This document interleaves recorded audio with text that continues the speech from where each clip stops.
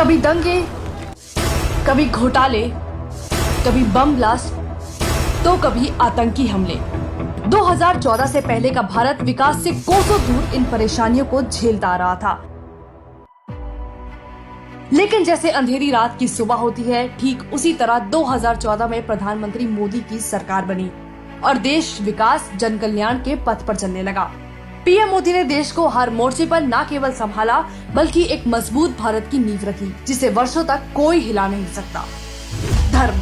पूर्व की सरकारों ने राम मंदिर को अपने राजनीतिक फायदे के लिए इस्तेमाल किया, हिंदुओं की आस्था को नजरअंदाज किया, लेकिन पीएम मोदी ने इसे अपना कर्तव्य मानकर पूरा करके दिखाया। वो चाहते तो राजीव गांधी की तरह संसद में आकर अपना फरमान सुना देते, लेकिन उन्होंने कानून का रास्ता चुना और रामलला को उनकी सही जगह विराजमान किया। जो मनमोहन सरकार कहती थी कि देश के संसाधनों पर केवल अल्पसंख्यकों का अधिकार है और केवल उन्हें अपना वोट बैंक समझा, पीएम मोदी ने उसी अल्पसंख्यक समुदाय को बिना बेचारा बताए समान रूप से देश में बराबर की पहचान और सम्मान दिया। अल्पसंख्यक महिलाओं को 3 तलाक की बेड़ियों से आजाद करवाया बिना अपना स्वार्थ देखे। हमारे देश के सिख भाई सालों तक अपनी आस्था के प्रति करतारपुर साहिब बॉर्डर से दूर रहे, लेकिन पूर्व की सरकारों ने कभी इस पर ध्यान नहीं दिया। भले ही नेहरू में दूरदर्शिता की कमी थी और करतारपुर साहिब पाकिस्तान में चला गया और बाद में मनमोहन सरकार ने भी ध्यान नहीं दिया, लेकिन इसकी कीमत वर्षों तक सिखों ने चुकाई। लेकिन पीएम मोदी ने 2019 में इसका उद्घाटन कर इसे देश के हर सिख को समर्पित कर दिया। अब गुरुद्वारा करतारपुर साहिब के पाकिस्तान में होने के बावजूद लोग इसके दर्शन के लिए जा सकते हैं। अब बात रक्षा क्षेत्र की। एक समय था कांग्रेस का जब उस समय के रक्षा मंत्री ए.के. एंटनी ने खुलेआम कहा था कि भारत के पास राफेल खरीदने के पैसे नहीं हैं। ये वो समय था जब हमारे सैनिकों के पास बुलेट प्रूफ जैकेट तक नहीं थी और तत्कालीन प्रधानमंत्री ये कहकर पल्ला झाड़ लेते थे कि पैसे पेड़ पर नहीं उगते। 2010 से 2013 के बीच चीन ने भारत में 600 से अधिक बार घुसपैठ करने की कोशिश की थी, लेकिन उस पर कार्रवाई या जवाब देना तो दूर, उल्टा राहुल सोनिया उन्हीं की गोद में बैठे MOU साइन करते नजर आए थे।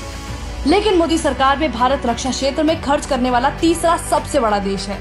आज भारत के पास Rafale, Apache, Tejas, bullet proof jacket, BrahMos missile सब कुछ है। आज चीन बॉर्डर पर कोई हरकत करने से पहले 1000 बार सोचता है, क्योंकि उसे मोदी सरकार का डर है। इंफ्रास्ट्रक्चर। 2019 से पहले भारत के पास ना तो संसाधनों की कमी थी, न ही पैसों की। अगर कमी थी तो वो काम करने की नीयत की।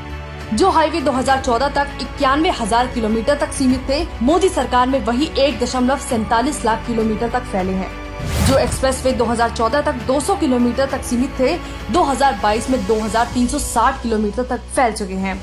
आज भारत चाहे रेलवे स्टेशन हो, एयरपोर्ट हो या मामूली बस स्टैंड, सबका नव निर्माण करके उसे विदेशों जैसा बना रहा है। भ्रष्टाचार।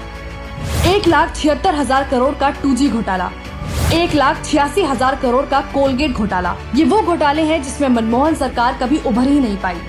लेकिन वही प्रधानमंत्री मोदी की छवि एक बेहद ईमानदार राष्ट्रभक्त प्रधान सेवक की रही है, जो दिन में 20 घंटे काम करता है। उनके राज में पॉलिसी पैरालाइसिस की जगह ईज ऑफ डूइंग बिजनेस, निजीकरण, विनिवेश पर जोर दिया गया। पीएम मोदी ने ये साबित करके दिखाया है कि इरादे नेक हो तो किसी भी देश का विकास मुमकिन है। हमारे देश की जनता को गर्व है ऐसे पीएम पर। जय हिंद।